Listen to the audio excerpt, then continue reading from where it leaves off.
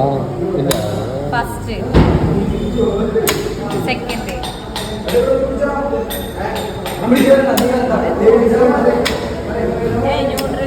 ഇത് ഇത് തേർഡിലേക്ക് ഇത് തേർഡാണ് ഇപ്പം.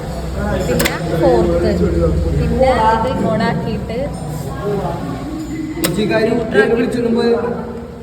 Hello every one. അപ്പോൾ ഇന്നത്തെ നമ്മുടെ പരിപാടി എന്ന് വെച്ച് കഴിഞ്ഞാൽ നമ്മൾ ഗിയർ ബോക്സ് അഴിച്ച് നമ്മൾ പണിയാനായിട്ട് പോവുകയാണ്.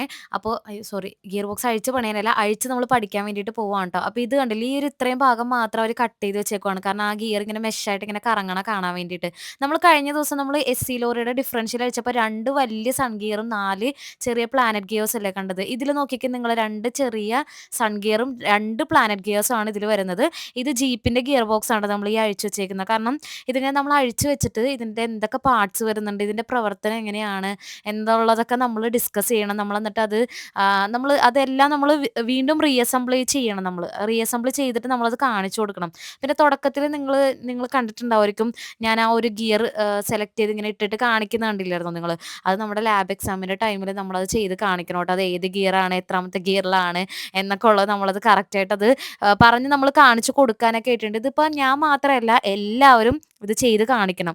അതാണ് ഇതിൻ്റെ വേറൊരു സംഭവം എന്ന് വെച്ച് കഴിഞ്ഞാൽ. അപ്പം ഞാനിതൊക്കെ അഴിച്ചിട്ട് നമ്മളിതിപ്പോൾ അങ്ങോട്ടും ഇങ്ങോട്ടൊക്കെ ഡിസ്കസ് ചെയ്തിട്ട് അങ്ങോട്ടും ഇങ്ങോട്ടൊക്കെ നമ്മൾ പറഞ്ഞു കൊടുത്തുകൊണ്ടിരിക്കുകയാണ്.